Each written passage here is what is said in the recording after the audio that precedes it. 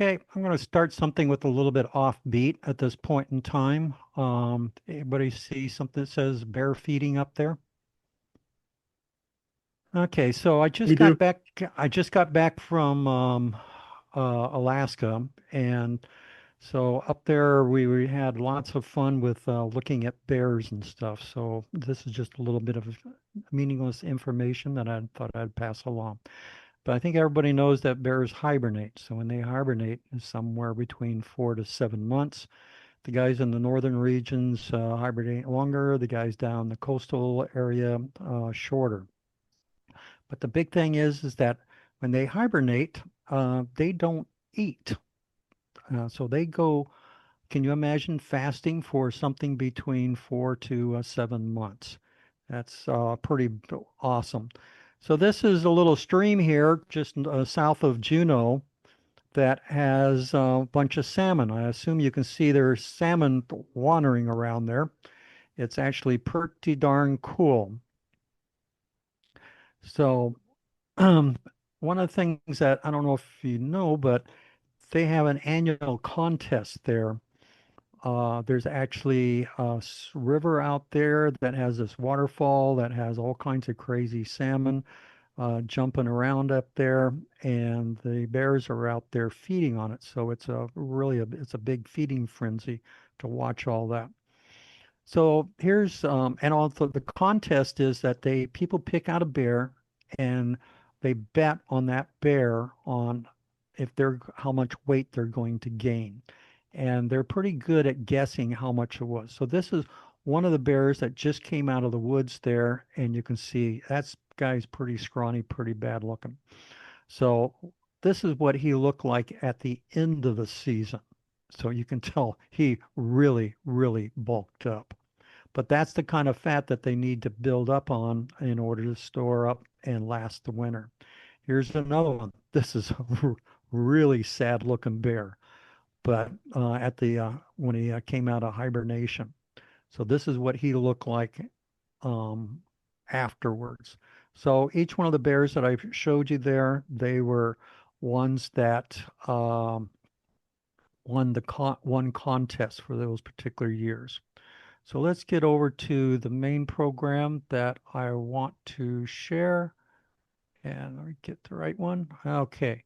So I assume everybody can see something that says building a local repeater. So I've had several people for the last 3 years been working on a project trying to get a decent repeater up in our Soap I'm Creek. still seeing a bear. Still seeing a bear? Yep. Okay. Oh, okay. Let me get to it here. Unbearable. And thank you. Those are awesome shots. Yeah. Okay. Let me get rid of that guy. Come on. We can just grin and bear it. Just grin and bear. Okay. Very good. Okay. Not the So, same person twice, Ted. okay. So let me go at it a little different direction here.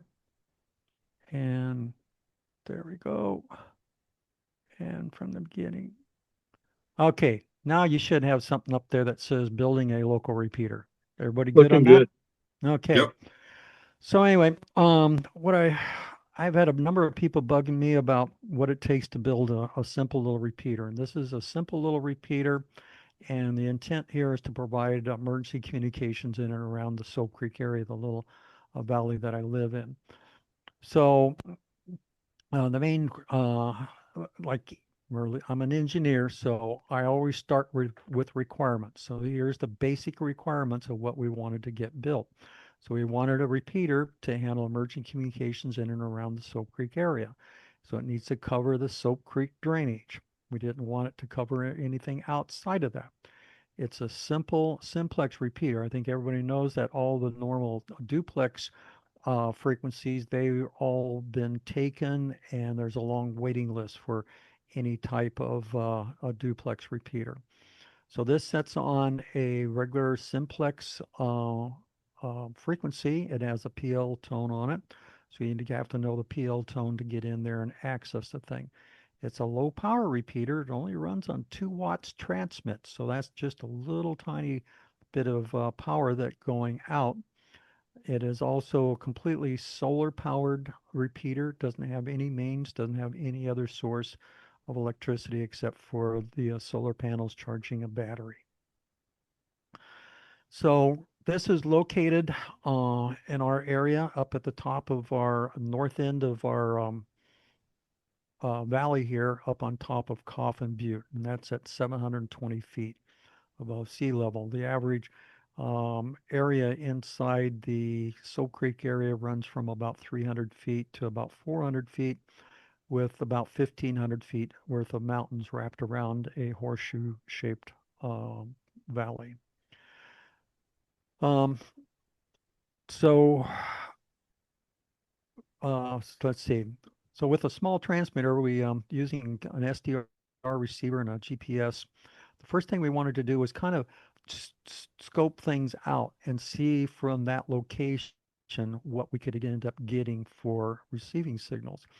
So we stuck a little 2 watt transmitter up on top of the mountain there, and we rigged up a little SDR receiver and a GPS unit and a recording mechanism that recorded the location and the current signal strength.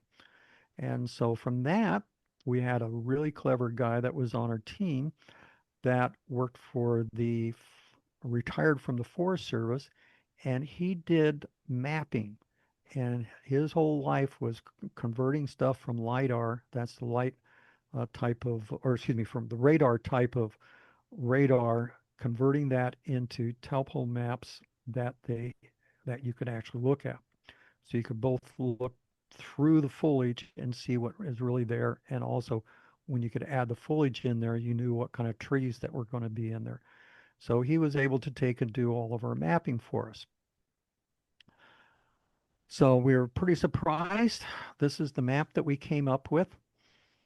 A little bit didn't quite come out. Let's see. So right here in the middle, it doesn't look like my cursor is showing, but right in the square middle, there's a thing called Coffin Butte. And so that's where the transmitter was located. So everything that's in green, these are all roads. That's Tampico Road and Soap Creek Road. So it's showing all of that stuff in nice and red. So it looked like all the way down to the back end of the valley, we were able to get a pretty decent signal strength. So that was really good information for us. So then we figured that, okay, from that location, we should get quite good coverage all through the valley. So one of the things that we didn't want to happen was we didn't want our RF to leak out of the valley. We wanted all the RF just to be concentrated on the valley. So we had a team of guys that 4 of us did all of this work. One of the guys was really good at antennas, so he spent a lot of time with EasyNick and kind of designed a particular antenna that kept the RF focused in on just the area that we wanted covered inside the valley. So we wanted something to cover the valley, just a little bit on the edges, and something to creep around the easterly edge and get into the fire station in Adair Village. And he was able to achieve that. So you also need some kind of remote off and on to be able to turn the repeater on and turn it off. So if it starts misbehaving, you got some way of turning it off. So you have to have a separate channel for that. Um, we spent a bunch of time selecting a bunch of different receivers or transceivers, and we'll eventually get to the one we finally settled on. We needed to find a controller for, this is a simplex repeater. So you transmit into the repeater records it. When you finish transmitting, then it echoes exactly what it received back out on the transmit. So it's all being done on one frequency. We need a 12-volt supply that also charged the battery, and also provided some solar interface to do that. And then you go through and assemble all the pieces. So you start off with a prototype. This is the first prototype that we started off with. So we had this old transceiver, um, and this was this all super heterodyne, no ICs in it. All of it's made out of discrete components there. The guy in the center upper part, the black part, that was an Agilent repeater controller for Simplex. Over on the right side, you can see a good old Bowfang UV5 bar, cheapest ham radio guy thing you can find out there. And below that, you had a set of relays.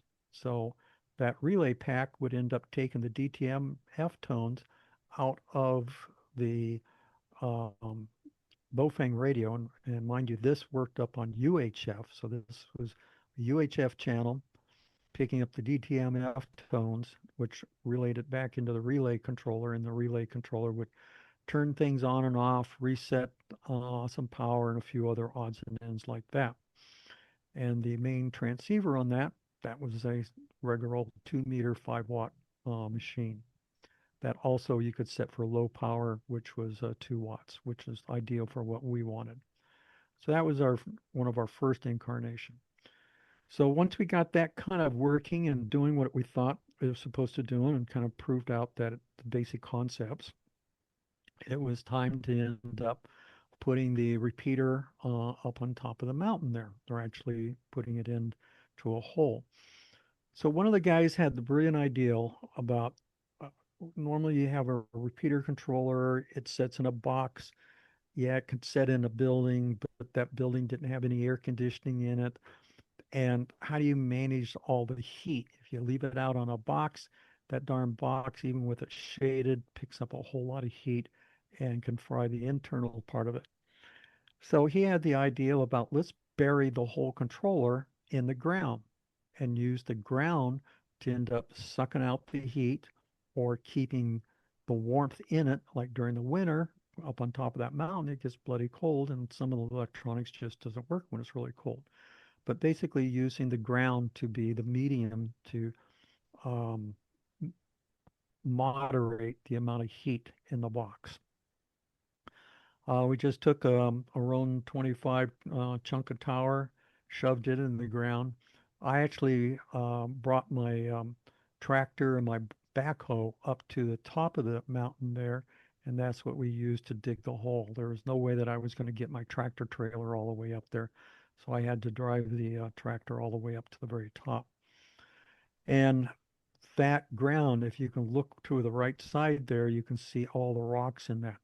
That was nothing but chewing through rock. It was no, you would no way. I should say we were, all of us were pretty old guys as far as doing this project, but there was no way that we would have survived not having a cardiac arrest trying to dig a hole that big through all that rock. So that backhoe was really convenient in order to chisel our way through it, but it was a really tough chew. So this is what it looked like when we had it fully assembled. We had our solar panels out in front. We had an extra 10 feet of roan above the ground there. Actually, it's probably more like 8 feet. And you can see the antenna at the very top. It looks kind of weird, but it comes up with an absolutely beautiful pattern for filling the valley down below us there with what we need. And we didn't need much elevation because we're right up at the very top of that hill. And there's a little fence right in front of that, and at that just beyond that fence, it drops off real steep down into the old landfill there. And then picture on the right, you can see a little bit better the back side of that. You can see where that box got stuck in the ground, and then all we did was just fill it in with a bunch of dirt. So that was our attempt at getting something basically working. Looks pretty simple, pretty stupid, but dang it, it works.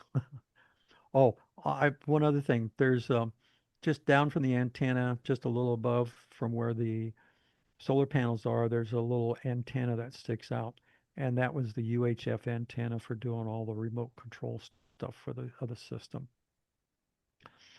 So this is just another little close-up picture of the inside of it before we started loading things into it.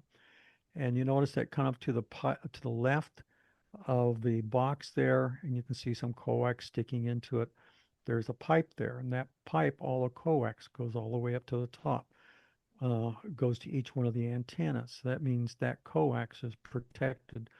We don't have to worry about ice. We don't have to worry about critters. We don't have to worry about any of that chewing up or messing up our coax. It's going to keep our coax good and pristine. And that box that we also stuck in the ground has a bunch of insulation in the roof and around the sides of that stuff to further insulate it, but still allow enough of the um, heat to be exchanged with the dirt. Another cute little thing that we did was at first the whole power supply, we didn't have the power supply built into the system yet. So from the another building that's up on top of the mountain there, we could tap into another set of panels there and bring the power into that. So rather than running regular old wire over to it, we thought it'd be a cute thing. Well, let's just run it on coax. So we ran it through coax. So one of the things that you can have with your solar panels, regular wiring, they're also a good conductor to pick up electrical noise and other kinds of interference. And having this kind of shielded mechanism, if we needed to, we could probably throw some ferrite donuts on it, but it gave us really, really clean power. We didn't have any of the usual noise that was normally coming across a power line like that. So this is a picture. We also wanted to put a cover over top of that that basically insulated the top of the repeater from any heat and other elements that would mess things up. So this is the Shelby Fabrication Shop here, and this is me in the process of building an aluminum top for the very top of it. And this is just showing where it's all tacked up and getting all welded together. So that was all made out of aluminum. Aluminum is a phenomenal conductor of heat, really does a good job of it. So this is it finished. You can see on the picture on the left, that's all insulated on the inside. On the one on the right, that's the top. All of those rivets, all the little nicks and crevices, all have caulking in it to prevent any type of water intrusion to get into it.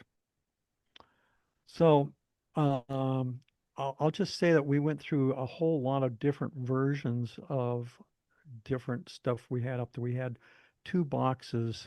So we had repeater number one, repeater number two, and we tried different variations to solve different kinds of problems. First thing that you should note is that anytime you have elevation, you're going to have RF interference. There's going to be more RF at altitude than you know what to deal with. It's a royal pain in the backside. So the first thing that we had problems with was RF getting into that Bofang. That Bofang is an SDR receiver, doesn't have much front end filtering. So that silver box here just below the relay board here in the center bottom, that's basically a bandpass filter that only lets in just the UHF frequencies. And so that did a really good job of cleaning up what was coming into the UHF side of things. Hey, Mike, Yo, quick question. yeah, You mentioned that this part of the system was in the ground, uh-huh, and I'm looking at this, some sort of a board with a rubber duck antenna on it. uh-huh. Wouldn't that be underground? Or are you going to explain that in the next slide somewhere? Yeah, this was a prototype that we first tried it out above ground. So we tried it out Ah, up okay. in the main shack. So this is before we end up burying it. Awesome. Um, Thank you. so that's why you see that little rubber ducky there guy in there. Also, we were also having problems with on the VHF side, a lot of interference with other repeaters. It's absolutely amazing that mountain there. There's a ton of ham repeaters on the south end of Salem up there, and that's up on a plateau, up on a mountain. And those repeaters again, getting into an SDR radio was just pummeling that thing. It was just horrible. So again, we had to go back and put in a set of filters in order to narrow up the bandwidth and not let all this other interference even coming in on the VHF side of things.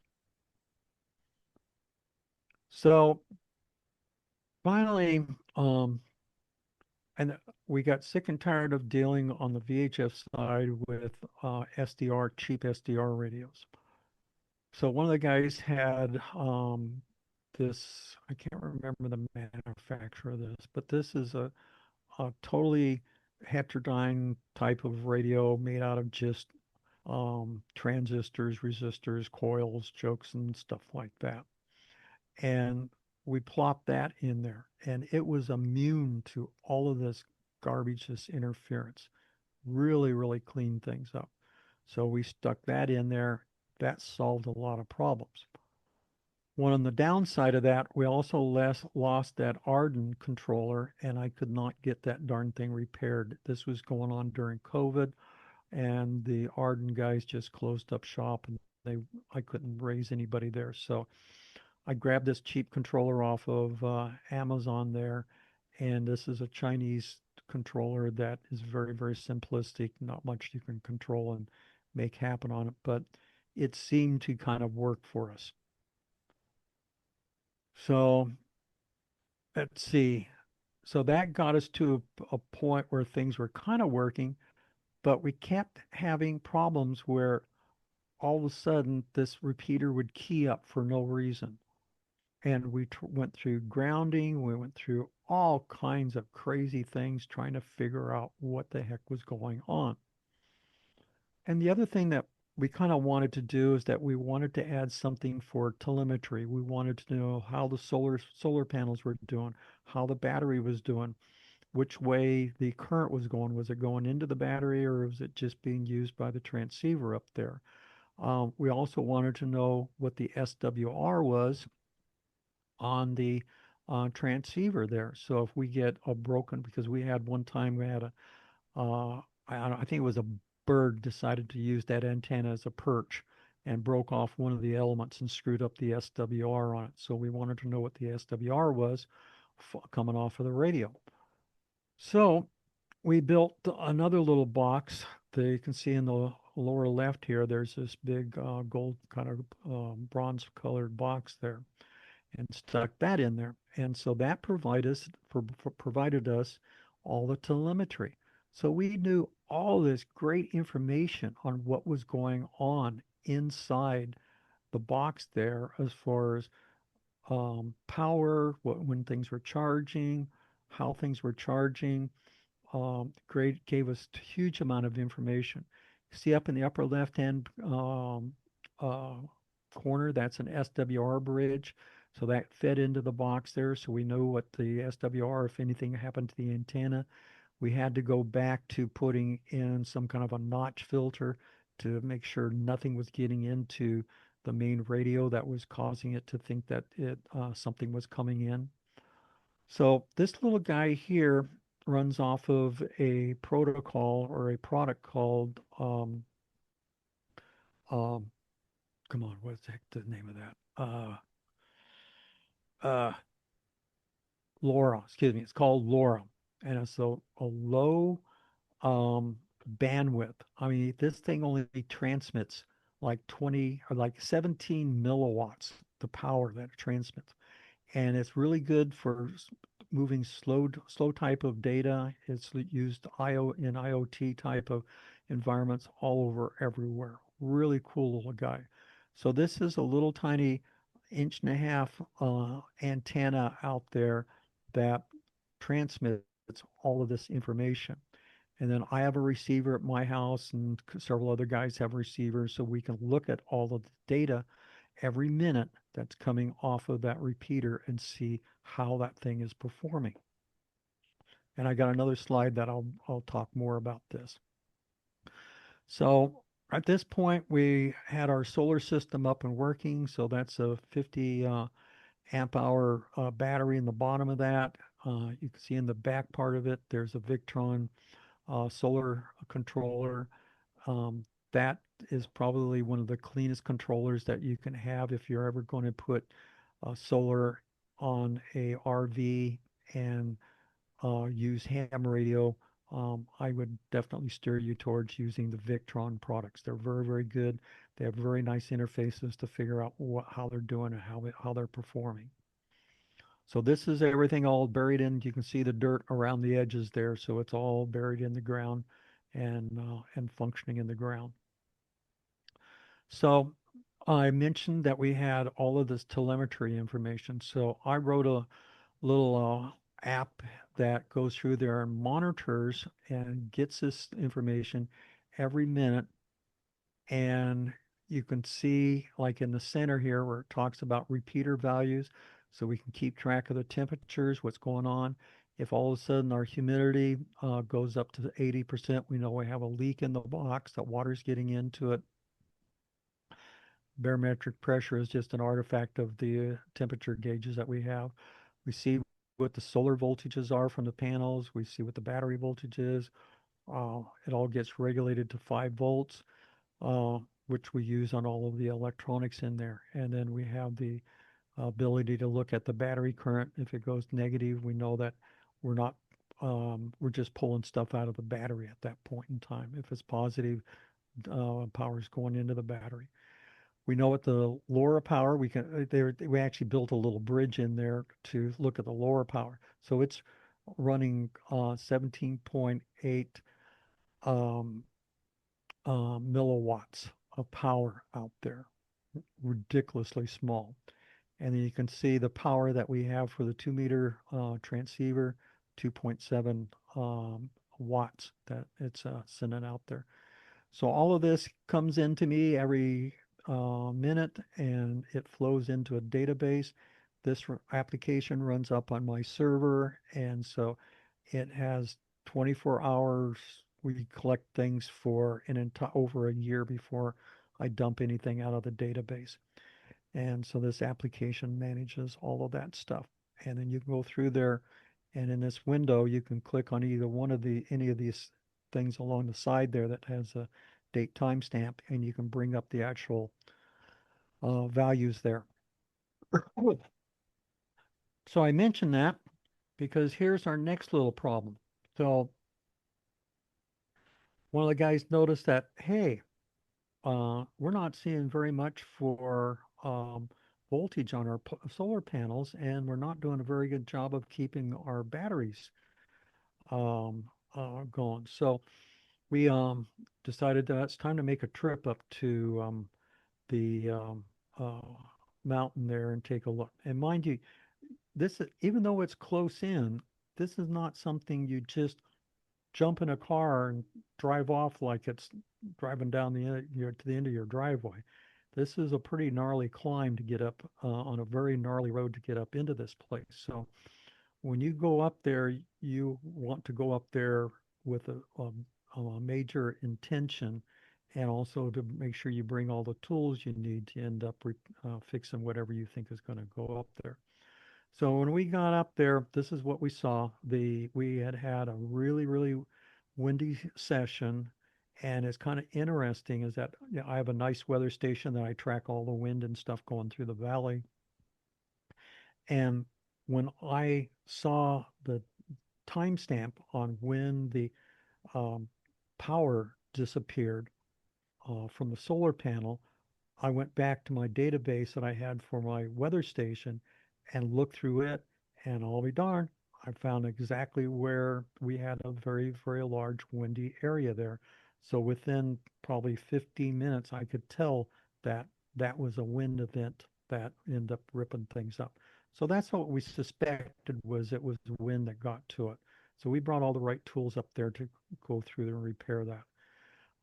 We repaired it, got it going, came up with a little bit different engineering to try and fix things and attach it a little differently. And the last year that we've, after making that repair, we haven't had any kind of a problem whatsoever. Okay. The other thing that I back up here, a couple slides. So this little white box in the center of this, after all of our research and stuff like that, we still could not figure out where or what was causing the darn problem for why repeater all would just randomly key up for no reason. So we decided we need to get some telemetry on understanding what's going on with the controller, what's going on with the box. And so one of the guys says, why don't we just go ahead and roll our own controller and put in that controller all the things that we wish we had that we don't get from that little Surecom unit there, because it was really, really limited what we wanted, what you could do there.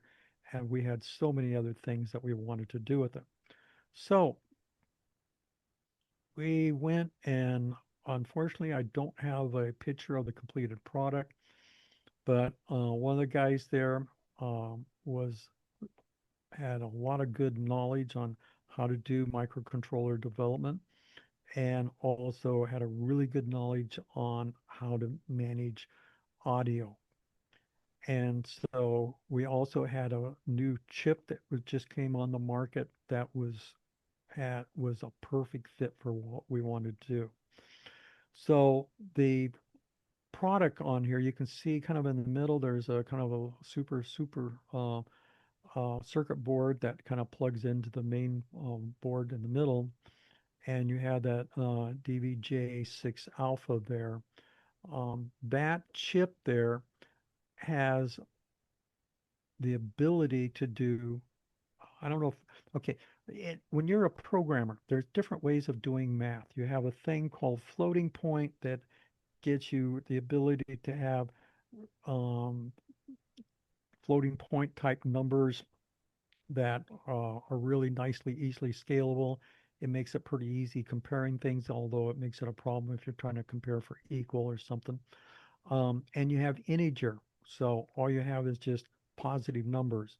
But you can make those integers, you can scale them to make it look like there's an integer, the decimal point at the somewhere along the way, on the way. So I spent a good part of my early life when I was doing solid modeling of wood products.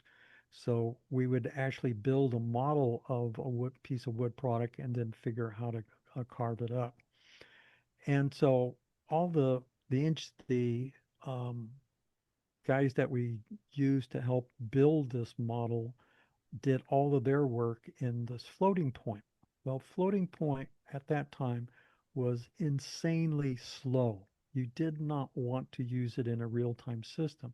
And our application was all this real-time stuff where you had to, in basically a second or less than a second, you had to build a solid model of all this information and then figure out how to slice it up.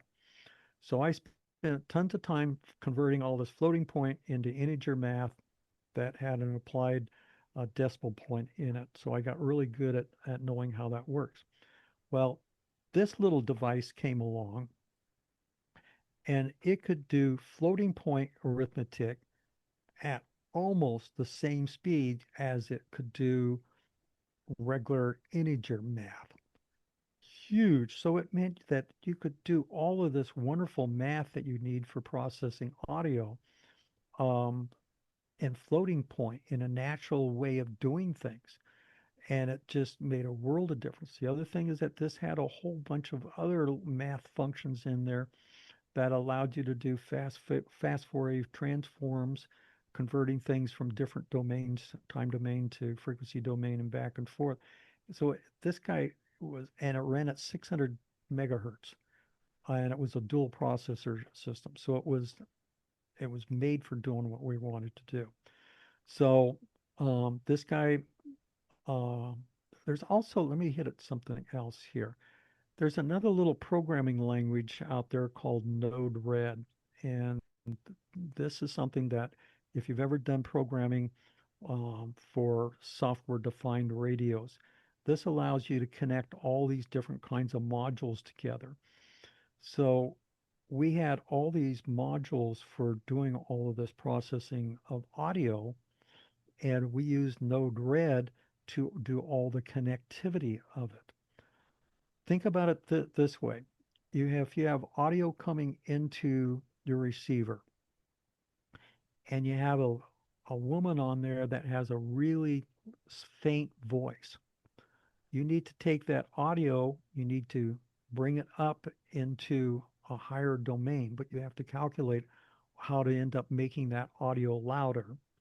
You also want to go through there and kind of compress it to add more emphasis to all the syllables that are being spoken. You also have to make sure that you, at the end of that, when you, after compressing it, you have to go through there and declip it. If you have audio that's going outside of a certain range or under a range, you need to end up moving that lower stuff up. Anything that's going out of range, you need to clip it down. You can't just plain clip it off like with a pair of scissors. You have to move it back into a normal audio spectrum. So all of that audio type of work had to be done. Plus you have PL tones that you have to decode. And you have to determine when that PL tone disappears and a bunch of other stuff. So all of that logic was all done in Node Red to give you all the connectivity on how the audio flowed through the system. So then from that, we could go back and just write the C++ software that did all the connectivity, that connected things up to the right I/O port, write the logic rules as far as what levels we want to do clipping, writing the rules on how much amplification we want to apply and at what rate for weak audio or for audio that's really, really dominant or strong. Maybe bring it down a little bit so it fits better for us. All the processing of how do you go about all the rules for looking at your PL tones and decoding that information. So he was able to wrap that whole thing into this little bitty thumbnail processor and glue it onto a circuit board, go out, get it made, stuff it, put it together, debugged it. We probably spent less than a month debugging it. And and at the end of it, very, very little code change. If the only things that we really, really changed was maybe some of the compression levels and some of the levels for how we detect weak signals, weak audio. All of that was basically, he had in there the ability where we could remotely go through there and tweak all of that information remotely. The other cool thing about this is that he also built in a log. So when something got keyed up, we had a real-time clock. We got a timestamp of when things got keyed up. We could look at some of the settings that happened on the audio compression, how much amplification got applied to it, and we could look at the whole process on that whole transmission, receiving and transmission, and it all dropped into a log, and we could download that remotely from the device. So we had all of our instrumentation inside that remote controller up there. So out of that, this is good old dorky me sitting up on top of the mountain there. Down, you can see the little red lines down the bottom of that little box there, little metal box to keep the RF out of it. That was the new controller that we plopped in there. So again, it was just a matter of unplugging the other controller and plugging in the new one. There are a couple other little things that we had to hook up, but basically it was pretty much that simple. Oh, I remember. We could end up looking at the RF level, the raw RF input coming into it, and then determined at what point in time it met the squelch levels. So there was a couple of the little things we needed to tap into the radio, but it was a superhet radio. All of that was discrete. You just look up on the schematic and figured out where you needed to solder the wire in. You could not do that on an SDR radio where everything's on one single chip. So thought that was pretty cool. Okay, so finally we got a simplex repeater that's been working for about a year now, and it is working correctly. But it basically uh, took over 2.5 years, three very talented engineers working on it, and to end up with a reliable simplex repeater. So this is something you just don't do. Um, I mean, if you want to, if you can go out and buy a commercial system, you can put a commercial system in there and kind of make it work. But this is us coming up with a really sophisticated system, far more sophisticated than what you could ever buy, where we can might get all the information we need to debug it and figure out where the problem and look at the information. If we have a problem, if it isn't a total power failure, we can usually diagnose it from down here in the valley so we know what kind of tools that we end up needing to bring up to do things. So out of that, I'll go back to the group and see if you have any questions on that stuff. Yeah, Mike, how do you keep critters out of that, especially the two-legged kind? I mean, like humans? Yeah. Okay. So we don't have any problems with bugs. We don't have any problems with other things crawling in there. Occasionally, when we pull the top off of that, we might get a couple mice, but that's not been a problem. It gets sealed up pretty good around the ground because we've covered things in. The box is also locked. This is on private land, so the public is not invited up there to do things. And also, I have disclosed where it's at. It's up on Coffin Butte, but please do not attempt to take and go up there unless you have permission to do that. So I asked a question, Mike. It looks like you made a fancy lightning rod Hmm. up on top of a mountain. Yeah, Did you take steps to mitigate that risk? yeah. There's um, around the tower. There's two lightning rods in on each side of that that goes down deeper than the tower. But you saw what the ground is like up there. That's horrible ground. There's a separate ground rod for the box and all the electronics in that box up there by the side. That showed up at the very beginning of that, one of the first pictures I showed of the box in the ground there. But right behind you, and I did not show any of that, there is a fair-sized building there, and then also there is next to that there's a 50 to 60 foot tower right next to that. And also there's two other 50, 60 foot towers up on that hillside there. So it's never perfect. You still have possibilities of getting a direct hit and toasting everything that you've put together and have to start over again. So one of the things that now that everything's kind of calmed down, we need to go back and we had two units. We kept we'd take one unit out, we'd do a bunch of modifications to it, stick another one in, so we kept flip-flopping things back and forth. But we've not done that for a while, and we need to rebuild a backup. So the nice thing about that just sits all in a crate, and you just kind of pull that crate out and replace the guts of that. We need to do the same thing on the solar system too, and have backups for that. Any other questions on that? So yeah, that little repeater. I mean, you think 2 watts?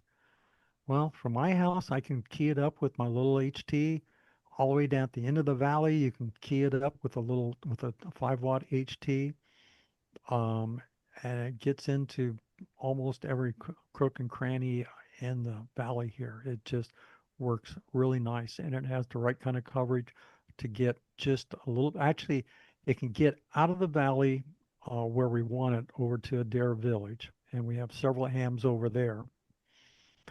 It also, um, and I'm not sure how it does it because Now we at the back end of the valley, we got 1,500 feet of mountains. The repeater is at 720 feet, but if you're down at Fern Ridge Reservoir, you can get to the repeater from down there. Oh my goodness.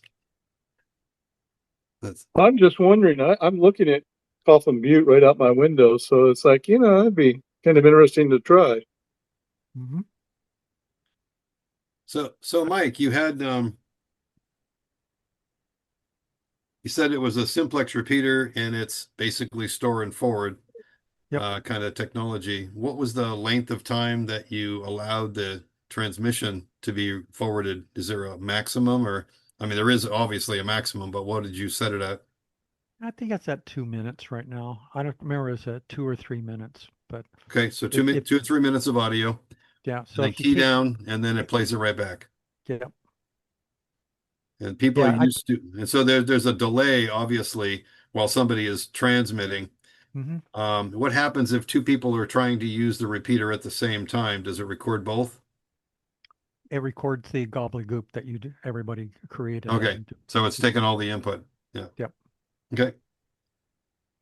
So it's a typical FM collision Yep. that you don't understand anybody, you just know that something was there. It's a fun experiment. So for Tom and Glenda and anybody else who wasn't around in the earlier days, we ran a 2 meter simplex contest, which was sometime in the spring before it got too cold, and we would just spread ourselves around the valley and anywhere we wanted to, and use mobiles or home stations, or we just we weren't trying to run lots of power, but and to Mike's point, just 2 watts was able to get into some of the systems. And again, we were just trying to see how we could communicate within the valley without any repeaters. And it was kind of fun. And it was amazing, I guess, is the response that I got when we did this was, I didn't know I could use 2 meter simplex for such distances, from my mobile on top of, you know, I don't know. What's the name of that? Anthony, help me out. What's the name of that park that almost burned down in Corvallis? That one a couple of years ago, many years ago, actually. Uh, Not Saddle, Timony, Chip Ross. Chip Ross, yep. Chip Ross, yeah. Chip Ross. So there were people up there. There was people over in, other parts of the valley, down, just north of Eugene. We had the Eugene Club chime in. Anyway, the point is, 2 meter simplex is pretty darn cool. Um, and Mike just pointed out the footprint of his 2 meter simplex repeater at the height that it was. It's really line of sight. So that's excellent. Good job. Yeah. I can give you a little demonstration if you want so you can hear what it sounds like. Sure. Yep. So just a moment. This is W7RIS testing. RIS testing. Did that come through? Yeah, for the most part. Okay. So you can see where it does the store and forward and then repeats it back. Very quickly, might add you. It's Yep. very fast in the response. That I'll tell you, that little controller there, that is that's an absolute, and that's like a little $40 part. And that's absolutely brilliant on everything that thing can do. I mean, I had some concerns about its ability to do that kind of audio processing, but everything just fell together and worked very, very nicely. The libraries, actually in the process of doing this work, there's a few little tweaks that got done to the library in there, but for the most part, everything just worked. Nice. So from the questions that I see in the chat window, Ted wants to know who has the job of weighing the bears. I think they go through there and at some point in time they get sedated and then and weighed. So the Forest Service deals with that. But that actually one of the pictures I showed at the waterfalls, you can pull that up on the web and you can see those guys out there chewing away and eating the salmon that is coming up there. Yep. And then there's another contest that gets wrapped around that whole video up there. There you go, Ted. Sorry, there's no post-retirement job for you there. Probably all being done by AI. I'm kind of relieved about that. All right. So- Any other questions for Mike? I have one. Sure. Yeah, Mike, I was intrigued by that antenna design. There were these vertical elements coming off of that little shoe element Yagi, or a That's correct. horizontal Yagi. What Yep. was the deal with that? Yeah, it's basically a kind of a loop coming off of it at the front, and then those reflectors kind of work to deal with the way they're spaced and built in order to give it kind of a back end of it, so we don't have a bunch of RF that's going up towards Salem, and to keep all the RF going heading south through our valley here. I wonder if that antenna design would be available. I mean, the SNEC. Would you, EasyNEC, did you say was the? I think it was easy, Nick. Yeah, I wonder if the file that he created, or maybe multiple files on all that would be available to take a look at. I can ask the guy to see if it's available. Okay.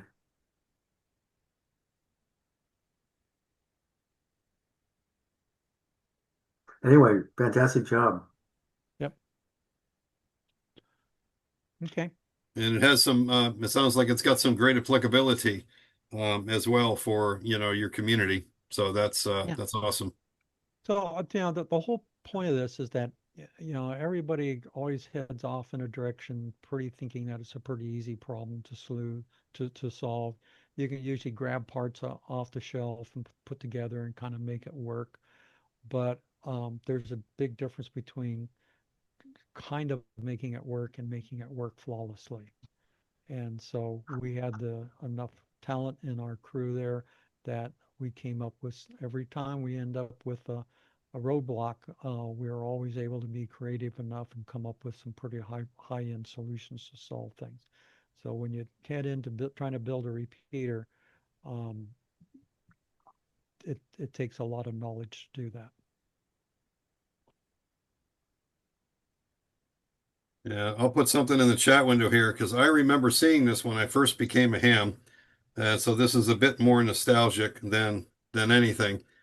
But for those of you who remember Radio Shack, they actually sold a Simplex repeater in a package.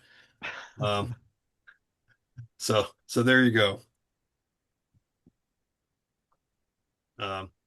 Probably lots of loss, lots of noise, but it probably repeated something for 30 seconds or less.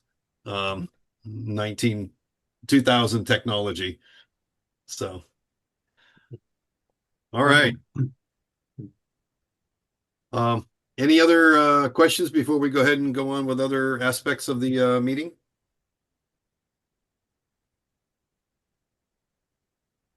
All right, Mike, thanks as always. I can't remember a time where you've presented something, or Scott, and I've not learned something. So thank you.